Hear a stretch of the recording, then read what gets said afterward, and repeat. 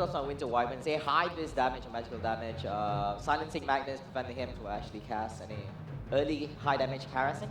Yep.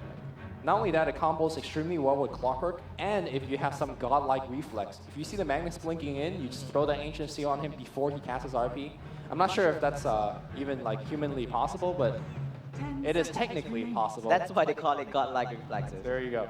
Also, in the early game, you could throw a ton of harass, but it looks like TA is going to be the final pick. So TA mid, Magnus off lane, Gyrocopter safe, and of course the two supports going to rotate to whichever lane they think they would need to help out the most. So before we jump into this game, Flava, is there a draft that if you're playing on either of these teams, is there a draft that you want to be on? I would love to actually be in team who2bet on this one. I don't know, I just feel like this kind of works. Early stage of the game, you don't have to go so far in the game to wait for Gyro to actually deal really good damage. By this time, clock by level 6, you can actually go for Gags. Kuna Pain, Sonic Wave, Scream Pain will deals a lot of damage, and Bane, easy lockdowns, right? Nightmare, and then just spend a few seconds to just round out enemy and just go in for a kill. Shadow Fiend is someone to watch out for. You need to have much items. You can deal a lot just by raising really well physic and tip. Sure. Yeah. And Scarlet Mage, it's always really easy sealing and amplify magic damage at the same time. Yeah, I like the fact that you brought up that who2bet's lineup is much easier to play. Because if you look at Poly's lineup, they need to hit 3-man RPs and to call it down into curse. Like, there's sure a lot of teamfight capability from this lineup, but it's also a lot harder to execute. And we're talking about perfect Dota to actually happen in this game, right? For Team Poly, but if Magnus actually lands a 5-man RP, I think that will be it for Team Poly. Sure. We're looking at stun durations coming from the RP, looking at Winter's Curse, continuation with the cooldowns, and Leech bouncing off ultimates at the same time. It will be super scary. And it will just actually blow up in like 2 seconds. Yeah, I guess so. I'd like to inform everybody that we accumulated 3.3 1 hour. You have exceeded healthy game time limits. Please take care and rest. All right. So does that mean we should we just like rest now or? Right. Hey, I didn't know about that. I don't know either. Thank you, Val, for watching out for my health. I appreciate it. Appreciate it. So 3 hours. You shouldn't play more than 3 hours.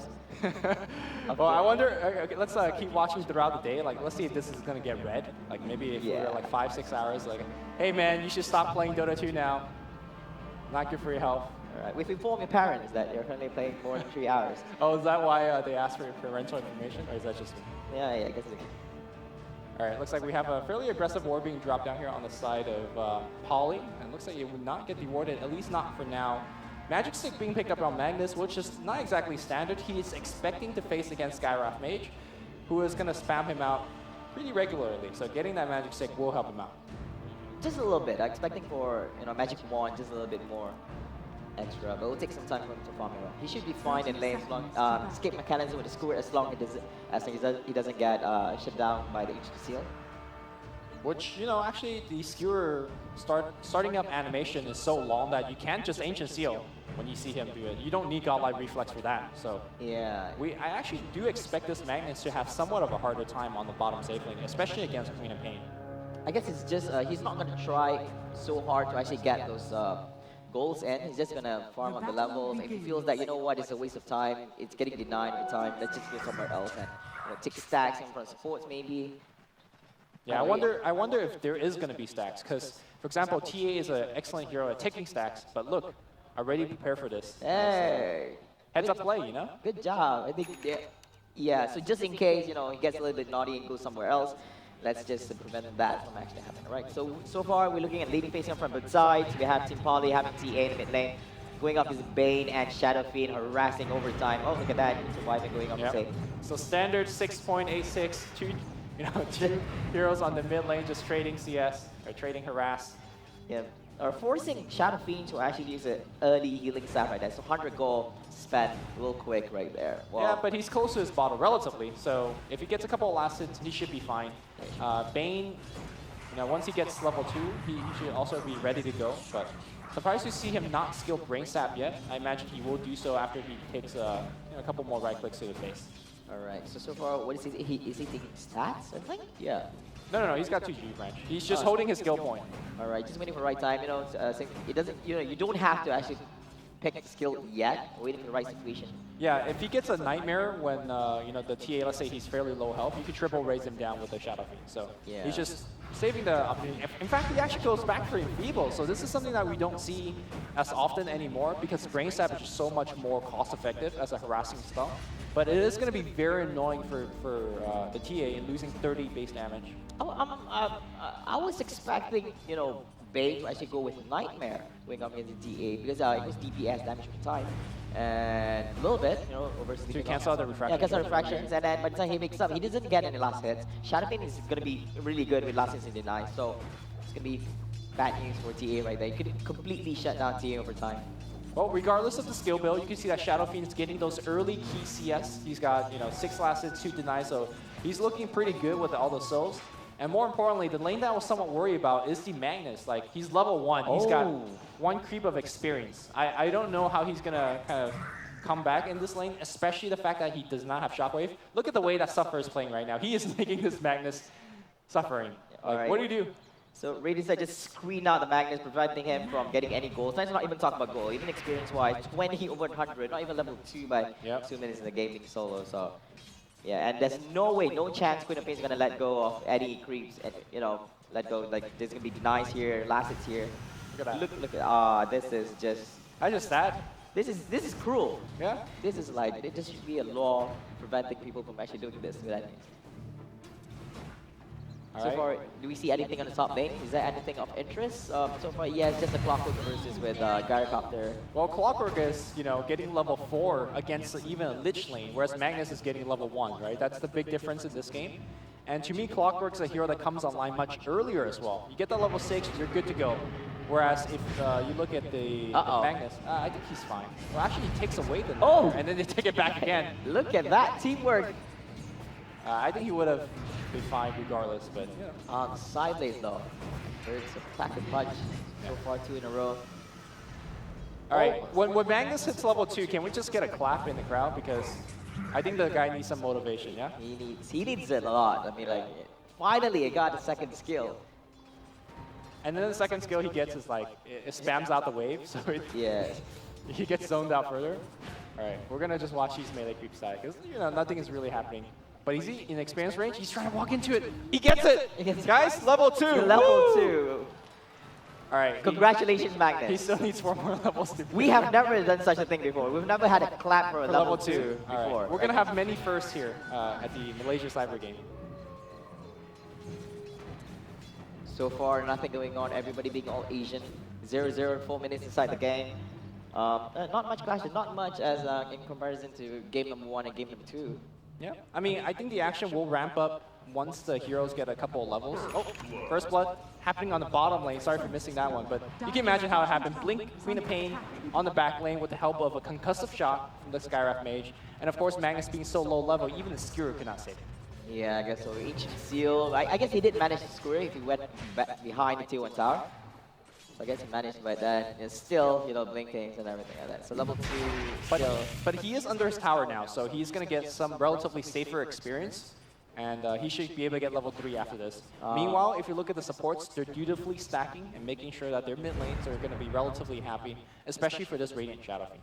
Alright, so he's going to get early Christmas this year, alright? Farming off all those stacks. I see a kill continuing on the top lane here. Looks like the Arctic Burn slowing things down, but the Cogs, man, just too good at pushing them back. The Flat Cannon do a little bit of work here. Maybe it's not going to be enough here, as Clockwork does have the Stealth Shield and as well as the regen coming out from the 2 items.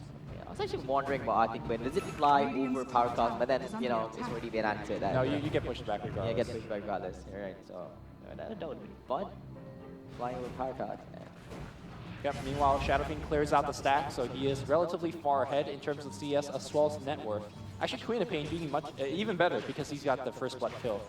So very similar to game 1. The 2 cores doing much better, and there you go, the silence coming out from Suffer. And he will get the Skewer off. The question is, will the poison kill him? Looks like not. Will it be enough? No, he's tangling up. He should be fine. He has to go back though. All right. I was actually expecting. I don't think Queen of Pain had high levels in Blink, so it'll take some time for him to actually blink again. So let's not risk it and just let it be for now. Yeah. So the key thing that we need to be looking out for is once Queen of Pain hits level 6, what does he do with that level 6? Is he going to sit in lane with a teleport scroll? Is he going to be actively, let's say, teleporting to top to set up a kill?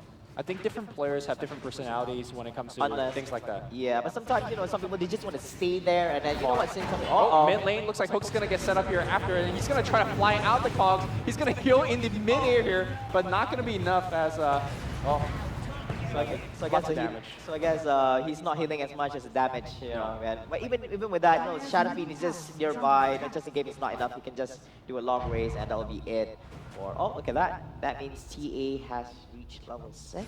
Yep, and fortunately Shadow Fiend coming here, stealing the remaining of the stack. That's a big win for the Shadow Fiend, getting the more experience and more gold worth creeps. Oh, please don't tell me they stacked up the camps in Dire Side. That would have been... No, they didn't. Oh, they didn't. Alright, sorry about that. Alright, Shadow Fiend was, you know, that would be crazy, you know, stealing over stacks from the other side. It's always good, right? Yeah, it's definitely good. Taking away from the TA, and TA is one of those heroes that need to snowball by getting a hero item like Desolator or Blink Dagger, but he's very far from that. So even though this is a very quiet game, I feel like slowly who2bet is coming out ahead with their draft. All right, so like David, what do you think? What items do you think that would actually be a game-changing item come from the side? I know for TA for a fact, he definitely needs a BKB in this game. If not, you know, refraction is going to go down so that, you know, he doesn't get hit hard. And, you know, refraction damage over time and meld at the same time. So BKB is going to be like a must for him, I guess. Yeah, somewhere down the road, probably not as a first or even second item. Yeah. Maybe he'll get it after Blink or Blink Dagger, yeah, Blink Dagger. But to answer your question, it's got to be the Magnus getting up his Blink Dagger. That's going to be the key timing for Poly to start making something happen. Right? You do see a lot of Gyrocopter. Also, once you get level 6, you grab a TP and start to look for opportunity to get kills. Right. But I think for the most part, Poly is going to be playing passive, which, you know, if you look at the side of who2bet, they're happy about being passive. In fact, you know, big stack here in the jungle, Queen of Pain happily speeding away. Yep. Yeah, so, but, you know, so far the game is still going okay from both sides. Shadow Fiend, not much actions going on. Skywrath Mage. Oh, maybe a little bit of action on the mid lane here as Bane already turned level 6. The grip canceling out all of the refraction charges. C-Rays not going to get the kill because Magic Stick got popped out. Looks like the Rocket also, or sorry, the Hook missed out as well. So very lucky dodge here from the TA. And I wonder if the Dire team is going to push, seeing that all of these spells are used on the mid lane and not resulting in any kills. I think Silby didn't actually pay attention to the refraction charges they have on TA, because he cast out a raise. That would have been wait. Should have just waited a little bit more for the Phoenix Grip damage to actually take down refractions over time, so that the raise damage can actually break through to TA, and that would have been it. Yeah. Would have actually went down. Well, actually, pretty aggressive TP coming in the mid lane. He knows he's safe because there's no more, you know, Phoenix Grip. Oh! Nightmares coming out. They're going to try to get the tower. 4 TP being committed on the mid lane. Is there a way to cancel that stun? There is nothing. There is nothing. Shadow Fiend just TPs out and says bye-bye. All right. Kind of an overcommitment on that reaction, in my opinion. Wow! Look at the things they wasted right now. They just TP'd mid. Nothing happened. They lost out the team with tower, and now they just have to disperse. And you know what? Nothing's going on. Let's just go somewhere else. Yeah. So a lot of missed opportunity coming out here from Team Poly. Bottom lane, though, Queen of Pain is starting to apply more pressure as well, as we do see another replay of that TP tragedy coming out here from Poly.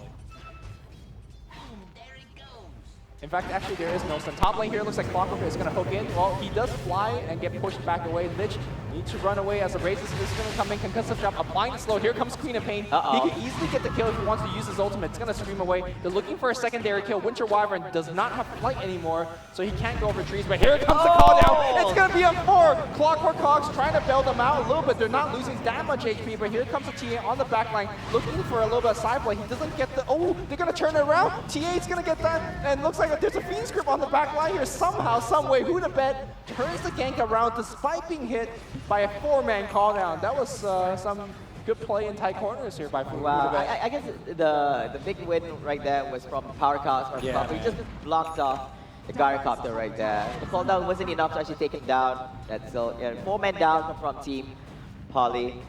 That was just scary right there. Yeah, they really needed something like a Lich Chain Frost. You just needed like one more spell. If they got that one more spell, I think the team fight would have been much different. And I guess you could compare the heroes again, the two offlaners, right? The Magnus who has essentially done nothing, and it's no fault to the player because you know the hero just needs a lot more item to start working.